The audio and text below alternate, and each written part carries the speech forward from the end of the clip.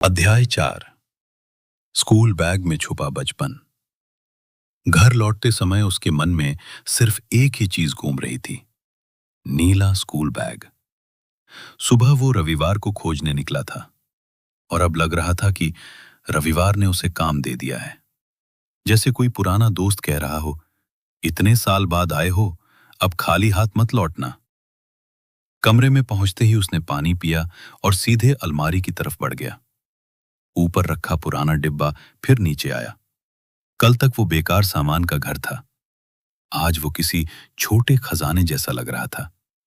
उसने एक एक चीज बाहर रखनी शुरू की, पुरानी रसीदें, तस्वीरें, टूटी चाबी का गुच्छा, स्कूल का पहचान पत्र, सूख चुकी स्केच पेन और सबसे नीचे मोड़ा हुआ एक कपड़ा।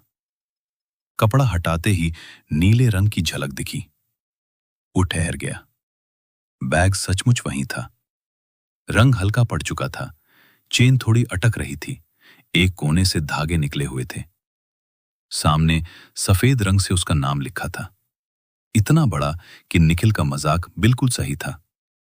चोरी करने वाला भी पहले पूछता, भाई इतना नाम लेकर कैसे जाऊं? वो हंस पड़ा। कुछ चीजें पुरानी होकर खराब नहीं लगती, वे बस समय की धूल पहन लेती हैं। उसने बैग खोला। भीतर से कागजों की हल्की गंध निकली। उसे लगा जैसे पुराने क्लासरूम का दरवाजा खुल गया हो। एक छोटा ज्योमेट्री बॉक्स था, 2 पेंसिलें थीं, आधा रबड़ था, पुरानी समय सारणी थी और सबसे नीचे दबा हुआ एक कॉपी। पहले पन्ने पर टेढ़ी लिखावट में लिखा था, मेरी कहानियां, बिना पूछे पढ़ना मना है। उसने मुस्कुराकर धीरे से कहा, माफ करना, अब अनुमति मैं ही दे रहा हूं। पहली कहानी एक लड़के की थी जो अपनी गली को बचाता है। दूसरी में एक पेड़ बोलता था।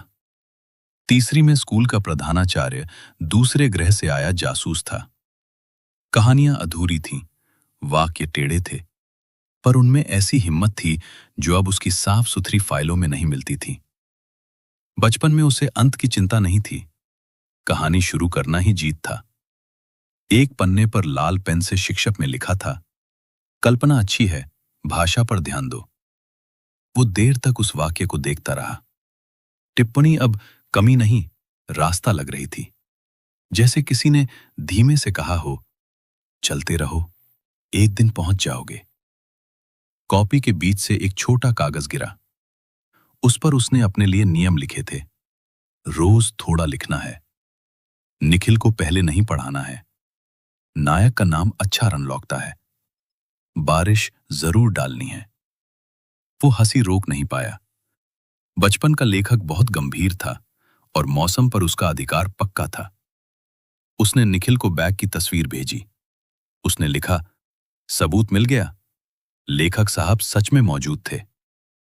निखिल का उत्तर तुरंत आया, अब लिखना शुरू कर, नहीं तो मैं तेरी जीवन कथा लिख दूंगा।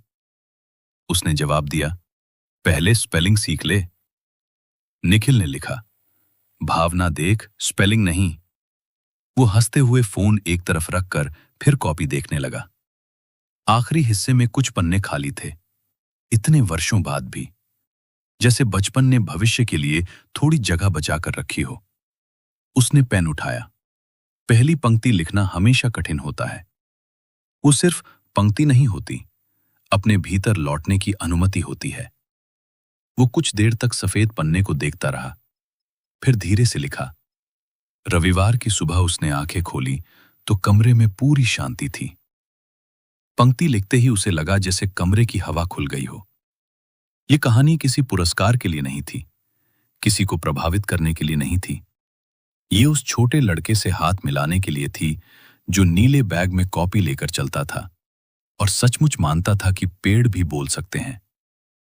बाहर शाम उतर रही थी। नीचे से बच्चों की आवाज आई, अभी प्रैक्टिस बॉल थी। वो मुस्कुराया। दुनिया बदलती है, पर कुछ बहाने पीढ़ियों तक टिके रहते हैं। उसने कॉपी बंद नहीं की, पन्ना खुला रहने दिया। कुछ दरवाजे बंद नहीं करने चाहिए, हवा आती रहती है। रात को उसने बैग वापस डिब्बे में नहीं रखा, उसे मेज के पास रख दिया। कमरे में अब सिर्फ सामान नहीं था, एक शुरुआत भी थी।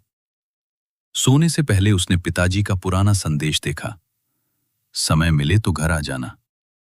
पहले वो ऐसे संदेशों को बाद के लिए छोड़ देता था। आज उसने तुरंत लिखा, अगले रविवार आ रहा हूं।